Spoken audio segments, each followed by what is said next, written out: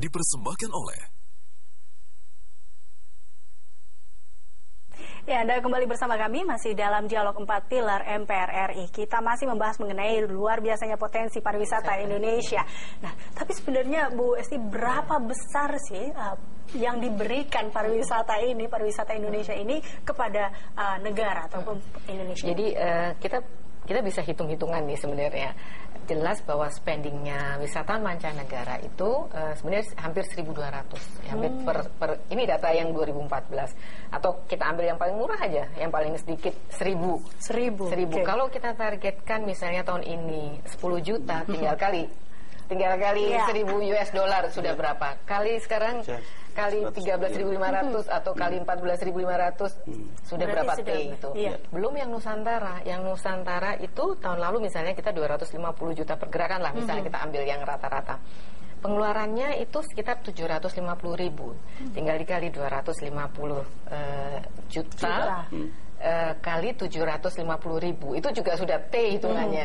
Ratusan T. Nah itu berarti jadi cukup besar sekali. Sangat besar sekali. Pariwisata ini menyumbang biaya untuk negara ini ya kan. Tapi nah kemudian kita akan bertanya, sebenarnya bisa dapat lebih banyak lagi. Tentu. Karena di banyak juga daerah-daerah yang belum juga nih ditarik juga potensinya.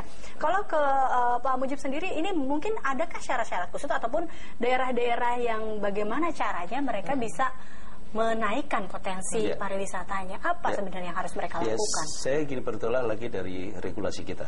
Di undang-undang itu sudah mengantisipasi itu dengan ada bab khusus yang berkaitan dengan badan promosi. Dan yang saya kebetulan tidak terlalu tahu persis, nanti Bu Gaci bisa ceritakan apakah badan ini sudah terbentuk. Karena itu ada badan di tingkat nasional, badan promosi, ada badan di tingkat daerah. Yang pertama dimulainya itu difasilitasi dulu oleh pemerintah, habis itu baru partisipasi total dari masyarakat.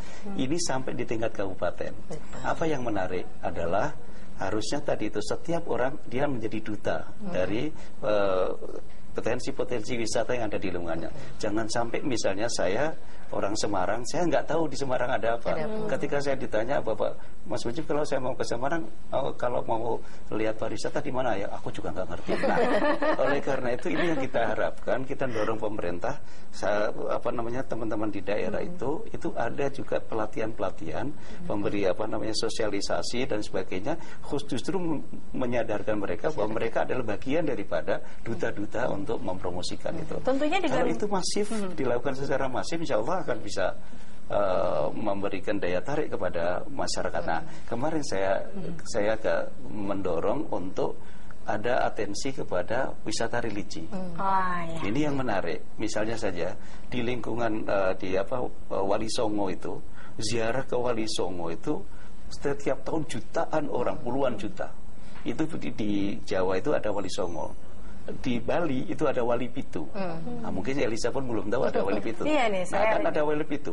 Di kampung saya di Semarang itu bisa setiap bulan orang ke sana itu berbis-bis, berpuluh-puluh bis ke sana. Nah, ini yang jadi masalah adalah bagaimana destinasi itu mendapat perhatian dari sudut misalnya infrastrukturnya, juga mungkin dari potensi di daerah itu, bagaimana sih orang-orang itu bisa punya daya tarik, keramah tamahannya, ke cara menerima tamu, kemudian makan kulinernya, dan kemudian tempat istirahatnya. Nah, ini di tempat-tempat yang kayak gitu itu perlu diberikan tempat istirahat yang relatif nyaman, manusiawi, sehingga dengan demikian orang datang ke sana semakin hari semakin tertarik. Nah, itu dipromosikan oleh para ustadznya sendiri. Wow, luar biasa itu, Pak. Berarti ustadz ini bisa jadi ambasador juga untuk wisata religi ya.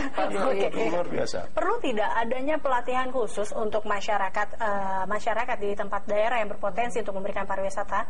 Jadi mereka mendapatkan pelatihan bagaimana untuk membuat satu agar warga negara lain ataupun orang-orang masyarakat Indonesia untuk datang ke tempatnya atau menyediakan fasilitas yang baik seperti itu. Perlukah ada hal itu? Perlu sekali, Mbak. Jadi kan ini namanya sadar wisata, kesadaran masyarakat. Bagaimana kalau ada tamu tidak saja yang mancanegara, jadi tidak hanya karena wisatawan asing terus dilayani dengan baik, terus sementara kalau kita atau wisata Nusantara terus dicuekin aja. Jadi sebagai orang Indonesia baik yang untuk mancanegara maupun kita juga harus welcome gitu. Mungkin kalau yang kaitannya tadi dengan yang destinasi ya, pengembangan potensi destinasi, kalau boleh kami tambahkan, jadi gini, sekarang itu atau di pariwisata itu kita tidak bisa berpikir secara parsial atau di pariwisata tuh borderless. Jadi kalau kita khususnya untuk mancanegara maupun Nusantara, kalau kita mau nawarin misalnya Semarang, mungkin nggak bisa hanya jualan Semarang aja, tapi tentunya harus dikemas bersama kabupaten kota lainnya. Nah, ini mungkin teman-teman di daerah harus punya pemahaman bahwa kita tidak bisa hanya mempromosikan satu provinsi, satu daerah saja. Jadi harus bersama-sama. Jadi kami selalu juga mencoba memfasilitasinya seperti itu, Pak Mujib. Jadi misalnya kita ada promosi bersama Kemilo Sulawesi, misalnya kita ada promosi bersama Kemilo Borneo Extravaganza. Nah, mungkin nanti di Indonesia Timur ada bersama-sama antara Maluku Utara, Papua Barat dengan mungkin yang NTT bisa sama-sama. Nah, tentunya promosinya di tadi yang di kolam ikan tadi, nah di Bali, di Jakarta, supaya orang-orang mancanegara yang sudah di sana juga bisa dapat informasi. Kita pun yang sudah ada di sana dapat terinformasikan dengan baik dan tentunya keluar yang di mancanegara promosinya tidak kita sudah diberikan tambahan anggaran, tentunya harus bertanggung jawab lebih gencar. Saya ingin mengomentari tadi soal pelatihan. Itu program dari Kementerian Pariwisata kita dukung soal pelatihan untuk daerah. Cuma kemarin saya mengingatkan karena di situ disebutkannya provinsi. Saya ingin yang dimaksud provinsi itu adalah melibatkan seluruh kabupaten yang ada di dalamnya. Sehingga dengan demikian kita harus menyentuh kepada masyarakat bawah langsung gitu. Ini yang jadi sehingga tadi bisa menjadi duta kalau mereka dilatih. Nah, pelatihan itu terstruktur dengan baik sebenarnya. SDM ini ada yang melalui pendidikan formal yaitu akademi.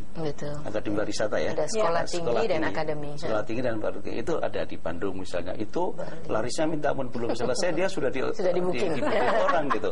Itu satu. Kemudian ada teman-teman yang lewat duta wisata yaitu adik-adik kita itu ada terhimpun dalam duta wisata. Nah, itu sudah ada. Nah, kemudian yang ketiga adalah pelatihan langsung kepada masyarakat. Nah, sehingga mereka siap. Termasuk waktu menerima. Nah, yang selalu menjadi kenangan itu kan mungkin oleh-olehnya. Bagaimana meng-create ini kerjasama dengan badan kreatif badan ekonomi kreatif untuk koperasi UKM juga. Kalau pulang bawa oleh-oleh itu, kemudian ngajarin bagaimana di sini yang menarik apa sih kalau makanannya itu yang khas dan sebagainya. Nah, itu kalau nggak dilatihkan kepada mereka di daerah, ya orang datang ke sana jangan-jangan dia ke satu titik ini makanya di tempat lain juga ada seperti itu. Ya, tentunya kita mengharapkan memang potensi pariwisata Indonesia ini menjadi satu hal yang bisa tidak hanya menjual, tapi ini bisa menjadi jadi kepemilikan untuk masyarakat Indonesia. Di sini ada kesadaran juga saya lihat yang harus dirasakan oleh seluruh warga negara Indonesia untuk menjadi duta pariwisata. Baik, sekali lagi terima kasih kepada Ibu Esti dan juga Pak Mujib telah hadir bersama kami. Sama-sama, Mbak. Dan pemirsa, sampai di sini kebersamaan kita dalam dialog 4 pilar MPR RI. Saya Eliza Hasan mewakili kerabat kerja yang bertugas undur diri. Terima kasih atas perhatian Anda. Sampai jumpa.